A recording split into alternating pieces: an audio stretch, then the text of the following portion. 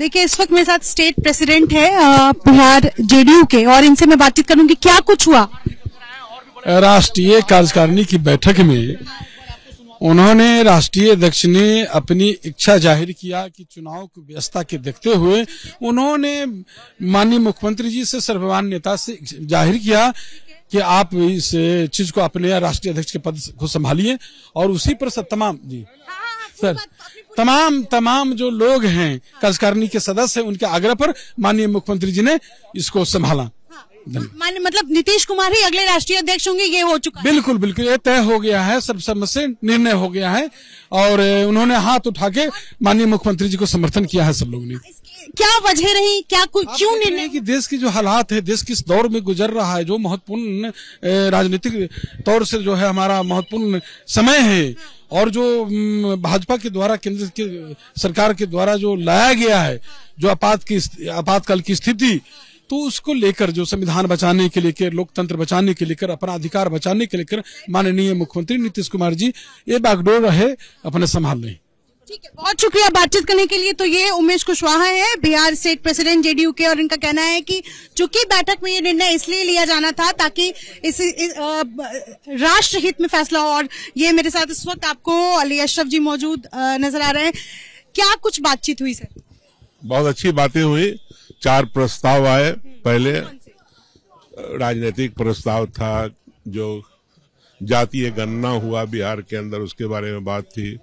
उसके बाद फिर जो 150 मेंबर ऑफ पार्लियामेंट को निकाला गया, उस पर चर्चा हुई। जनगणना और जो जिस तरीके से सांसदों की बर्खास्तगी हुई, निलंबन हुआ, उसको लेकर उसका, इसके अलावा उसके बाद जो राजनीतिक परिस्थिति है देश के अंदर, जो प्रजातंत्र की जगह पर एक तरह से देख लीजिए तो बिल्कुल जिस तरह से मुल्क का माहौल बनाया जा रहा है, उसके बारे में चर्चा हुई। उसका भी प्रस्ताव था कि हर कीमत पर हम लोग इस ताकत से जो मुल्क को कमजोर करना चाहती है, उससे लड़ने का काम करेंगे। एक सवाल है, और जो सबसे जरूरी है, कि क्या नीतीश कुमार को जब राष्ट्रीय अध्यक्ष पद की जिम्मेदारी आती है तो किसी और पर भरोसा नहीं है? चुनाव सामने है, ये वजह है कि उन्होंने खुद अपने हाथ में कमान? नहीं, ऐसा नहीं है।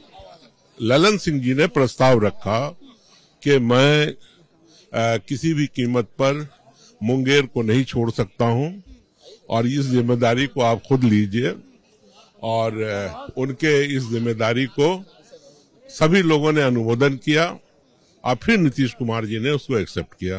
तो इसमें कोई भी वैसी बात नहीं है जिसमें उन्होंने ले लिया हो, बल्कि ये ललन सिंह जी का प्रस्ताव था। ये इसलिए भी जरूरी हो जाता है क्योंकि नीतीश कुमार आने वाले दिनों में लोकसभा की जिम्मेदारी, लोकसभा का चुनाव लड़ेंगे। नहीं, ये कोई जरूरी नहीं है। ये तो उनको फैसला करना है, ये उनको फैसला करना है कि वो लड़ेंगे या नहीं लड़ेंगे। लड़ना चाहेंगे लड़ लेंगे। क्या आप कह रहे हैं कि खुद उन्होंने इस्तीफे की पेशकश की है? हाँ, उन्होंने इस्तीफा नहीं दिया, उन्होंने पेशकश किया कि मेरी जगह पे आप रहिए। आने है, वो तो बिजी है ना, मुंगेर के अंदर उनकी व्यवस्था तो है। आप ऐसी व्यवस्था तो है। सिंह जेडीयू में बने रहेंगे? क्या बातें कर रही हैं आप? ये दोनों में कोई फर्क है क्या? ललन सिंह नहीं, गलत है।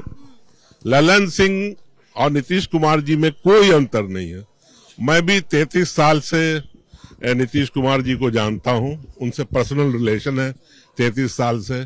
और माननीय नीतीश जी का और ललन सिंह जी का तो रिश्ता और पुराना है, तो उसमें कोई भी मन मुटाव नहीं है। They are 1, 2 in 1।